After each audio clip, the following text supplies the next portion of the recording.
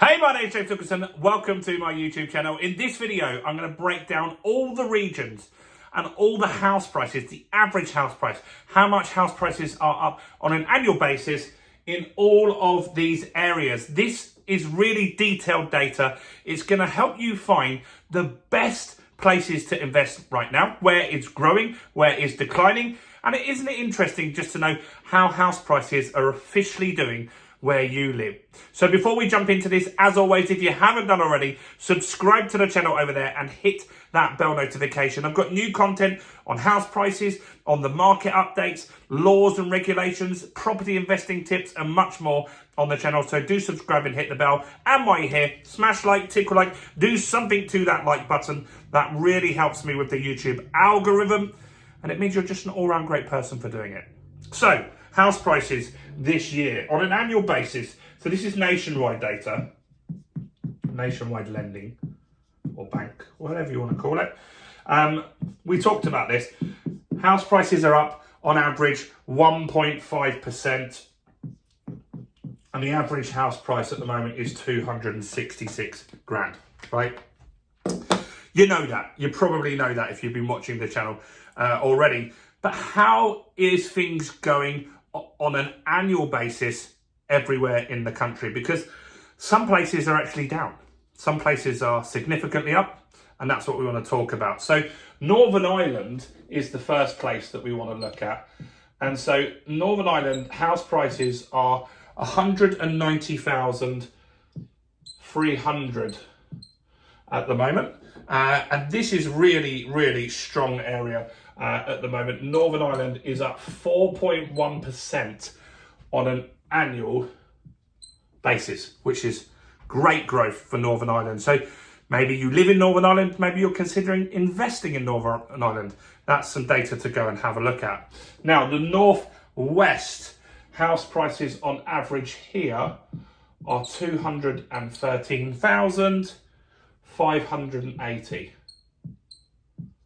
And the growth in the Northwest is really solid as well, 4.1% again. So really decent growth in some areas in the UK, despite inflation, despite high interest rates, despite the job market being on a bit of a downward trend now. So those are places to look at. Yorkshire and the Humber, I've got properties there. This has done well, so that's good for me. 206,653. And the annual growth in Yorkshire and the Humber is 3.8%. A few things happened this year. Doncaster got a city status. That was expected to increase houses in that area at least a little bit, because they got more investment from central government and stuff like that. So those are the things to look out for. Next, the North as a whole. So the North as a whole, the average is 158,467. The North has also done well, 2.9% growth, which is great. If you're investing up north, a lot of people have been investing up north in the last few years. And that's driving up prices because there are lots of places. If you go down south, it's hard to find an empty house because they're so valuable. But let's just say you go to Doncaster and you just walk the streets and you have a look around and see what's up there. You could easily find properties that are derelict that you could do up, bring up to the market value or above and make good money. And you're not taking it away from someone that hasn't got a property. In fact, you're making that area nicer. So that is good as well. So London is up. So London is up, which is interesting because it was down last year. So the average house price in London is 525,248. I mean, what a difference compared to the North. London is up 1.6%, which is not bad. And central London had some big drops last year, as much as 25%. They've now gone off the data now because it's a rolling 12 months. But it's interesting to see that London is starting to go back up. And that was probably inevitable with the big drops that they did have last year. West Midlands. We don't often get data on the West Midlands, so it's nice to see that. The average house price there is £242,000, 873. And so how is the West Midlands doing? 1.4% up. Decent. Like, again, that's solid. And if you take into account inflation has devalued your debt if you bought in these areas as well. Wales, this was down last year. So Wales is back up. It's at £207,000, 650.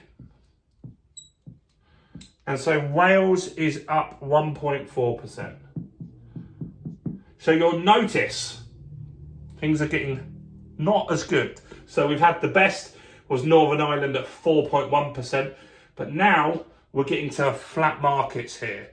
So Scotland, the average in Scotland is 181, 181, 186, and it's 1.4% up in Scotland. So interesting. Next is the East Midlands. This is where things start to change. And so the East Midlands, 231,000, 745. And that is down. So this is where you're going to start seeing house prices dropping. We've got Outer London here. So Outer London is the home county, Berkshire, Hertfordshire, Surrey, those sorts of places where I'm based. And so the average house price in the Outer London, so around the M25, is 418,919. They are down for the year 0.5%. So not great, but you can still make money in these areas. You should always be able to negotiate at least 1-2% off a deal if you're terrible at negotiating. And you should really be buying properties where you can add value. I only look for properties where I can add value. Next, other parts of the southeast. So the rest of the southeast, so like Sussex and Kent, these sorts of areas. The average house price is 331,995. House prices are down a lot more there, 1.1% down for the year on an annual rolling basis. Next, Southwest. I'm hearing from you guys all the time. This is interesting because loads of you comment and say Southwest, Devon and Cornwall, you're seeing so many reductions. Well, this proves that you're right. So in the Southwest, we're seeing prices of 301,139. That's the average. And house prices in the Southwest are down 1.5% this year. So the worst performing place is East Anglia, and that is 270,597, and that is down 1.8% this year. So it's interesting to see this new data and get this from Nationwide. Not for some reason, when they normally do data these places, they just cover like 4 or 5 areas. This is the most detailed that they put out recently, so it's great to see this. And interesting from my side is that Wales performed pretty badly last year. Now that's bounced back a little bit. Central London has performed really bad over the last few years, especially when everyone exited with COVID and stuff like that. That has come back a little bit. Obviously, London won't have made up what it lost. But Wales was doing not great. Northern Ireland particularly wasn't doing great as well. And so those places have started to get busier. Hopefully that means they bottomed out. It doesn't mean that necessarily. Maybe we get raised inflation again, interest rates go back up. No one knows for certain. But what I do know is when you buy a property, when you invest, if it's for your home or something that you buy as an investment, always buy something you could add value. I never buy new build properties. I never have done. I never will unless I build the whole property myself, because then I've got the margin in it. I wouldn't buy a property that's new build because they always drop in value. There's a risk in those types of properties. Anyway, let me know what you think of all this data. Is any of it surprising to you? What do you think of where you live? Do you think these are going to get worse? Do comment below. Do smash like. Do subscribe. Check out all the other content on my channel, including this video right here.